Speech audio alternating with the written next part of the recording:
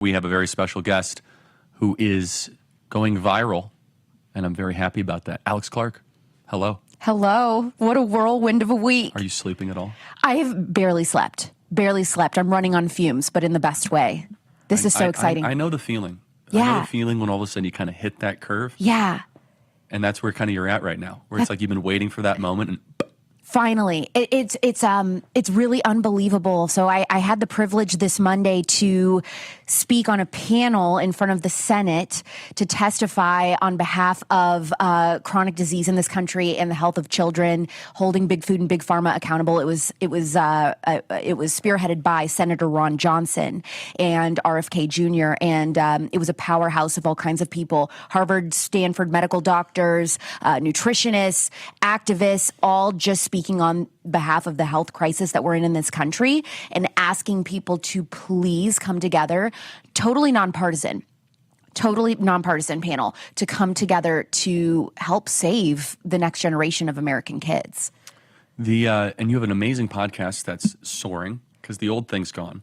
Yes. And it's called Culture Apothecary. Yeah, Culture Apothecary is my show, and I rebranded. Number 3 right now of all Apple Health podcasts. Number 3, and it's all coming together perfectly because it's a health and wellness podcast, and now this is like the main political conversation, and it's the top health and wellness podcast on the conservative right. So that's really cool. It's amazing. Let's play some of this tape here of your incredible testimony in front of the U.S. Senate. Regarding chronic disease, health, wellness. Let's play cut 64. My average listener, like me, is a woman in her late 20s and early 30s, and we demand accountability for how the millennial generation was turned into a science experiment without our informed consent for the sake of enriching big pharma, big ag, and big food.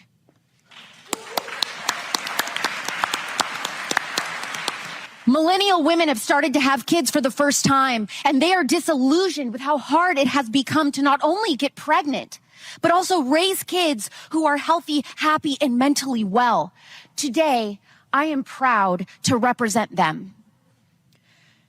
The poisoning of our food and the environment is the issue for these independent women. It is devastating us and our children. Tell us more, Alex.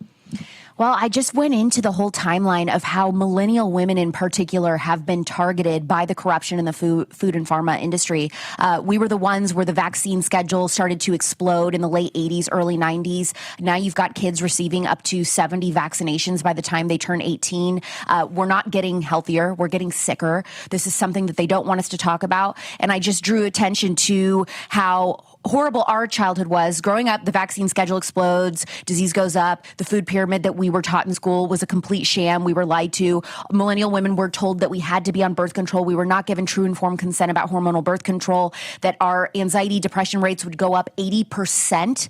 We then tried to get pregnant, having trouble now getting pregnant, because the hormonal birth control was hiding different hormonal issues that would, cause infertility issues. And then now raising kids ourselves, all the different hoops we have to jump through. If we ask questions to our pediatrician about the vaccine schedule, we could be reported to Child Protection Services or kicked out of our pediatrician's office and told we're not allowed to come back. The fact that you can't get baby formula in this country that isn't filled with seed oils or soy. You have to order it out of the country from Europe to come in. Human breast milk is filled with microplastics now because of all the plastic that we're consuming on a day-to-day basis. Our brains, we talked about in the panel, someone else on the panel brought up how our brains now are basically coated in plastic because of how much we're consuming and the health issues that's causing. So I just told the story of what millennial moms today have gone through and are going through. And the reception was insane. So they waited till the very end. I spoke last after this 4-hour panel. And Senator Ron Johnson said, we've saved the best for last. I think he was just being nice, like just saying that because I was last. But then I got 2 standing ovations and everybody was just like geeking out, going crazy. A whole like picture line formed after of all these moms that said, I didn't know you before. Now I'm so excited to listen to your podcast. And people were just so excited because that was my mission. I was like, I'm not the expert. I'm just going to speak on behalf of them and what I know they wish people would know about their day-to-day life and struggles. And I think that resonated in a way that I thought it would resonate, but I didn't know it would resonate that much. And I'm just so grateful that it did, because now everyone is talking about it. For good reason and well-earned. We've been working with Alex for many years, and you are hitting the stride and the inflection point. Very proud of you. Play cut 65. The next generation of children is predicted to not outlive their parents if we continue on the trajectory that we are currently on. When in human history has that ever been the case?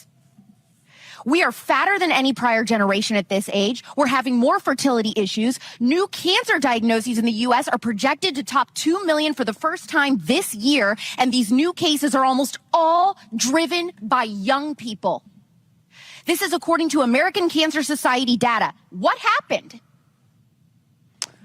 So Alex, you're hitting on something really powerful here. Young people know that they're inheriting a worse country than their parents. Harder to own homes, more depressed, more suicidal. It's just more difficult than what our parents had. But you're also saying they're not going to live as long. Like, everything is worse for young people. Why is that?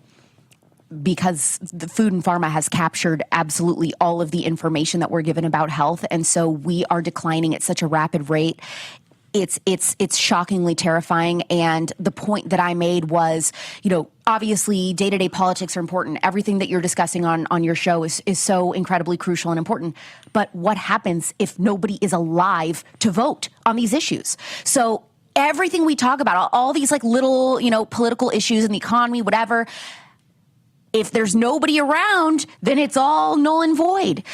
So we have to do something. And I also love, this is why the RFK endorsement to Trump was so important. This is why I came on your show a few weeks ago and I said, Charlie, I can't express to you how important this is. I knew that this was the number one issue with female voters. We may have just cinched once and for all the suburban mom vote with this panel, with RFK Jr. there, knowing that he would be a part of the Trump administration if Trump wins. And so I have gotten thousands and thousands of messages over the course of the past few days. I have gained 40 something thousand followers just in the last couple of days alone, and it's still climbing because of these clips. And it's all moms now messaging me saying, I didn't know you. I haven't heard of you.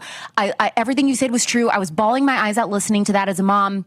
What do I do? How do I get involved? How can I make a difference? And every single one of them, I'm replying, vote Trump. Tell your friends to vote Trump. Tell your neighbor mom friends and your mom groups, playdate groups to vote Trump. And they're all like, okay, done. I'm willing to do it. So good. This is it. This is it. And this is why I've been hammering this. This is why RFK Jr. has been hammering this is if we're worried about the women, keep hammering the health and wellness. It is working because it is impacting them on such a massive level every day. Personal level. And they were emotional. They were bawling their eyes out watching my speech because what I was saying is true, and they know that we are at a crossroads here. This is it. This is the only opportunity we have to fix things. And just so everyone understands, Trump has already made good on his promise. RFK's on the transition team. So if you guys don't understand, the transition team basically they're the leadership, they're the general managers that fill the 5,000 positions of the government. RFK's already involved in that. So it's not even a matter of I will. He already has. He's a co-chair of the entire transition team. And so that's something to kind of go back to, some of these moms be like, no, he's already making decisions. He's already involved in stuff. Let's play cut 66. Growing up, millennials were handed health advice that was inaccurate, mistaken, or downright fabricated. Almost everything that we were taught about food and health was made up. The only guidance that we received on what to eat came in 1992 via the food pyramid, a completely manipulated work of fake public health crafted by the Department of Agriculture. The food pyramid told us that all fat was bad, a lie.